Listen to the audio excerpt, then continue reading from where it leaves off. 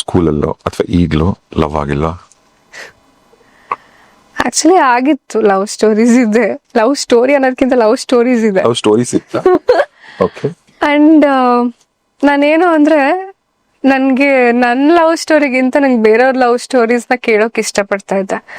And ಅವ್ರೇನಾದ್ರು ಏನೋ work ಆಗ್ತಾ ಇಲ್ಲ ಅಥವಾ ಏನೋ ಪ್ರಾಬ್ಲಮ್ ಇದೆ, ನಮ್ಮಿಬ್ರು ಮಧ್ಯೆ ಏನೋ ಸರಿಯಾಗಿ ಆಗ್ತಾ ಇಲ್ಲ, ಮಿಸ್ಅಂಡರ್ಸ್ಟ್ಯಾಂಡಿಂಗ್ಸ್ ಇದೆ ಅಂದಾಗ ನಾನು ಅವರಿಗೆ ರಾತ್ರಿ ಎಲ್ಲ ಕುತ್ಕೊಂಡು ಕನ್ವಿನ್ಸ್ ಮಾಡ್ತಾ ಇದ್ದೆ.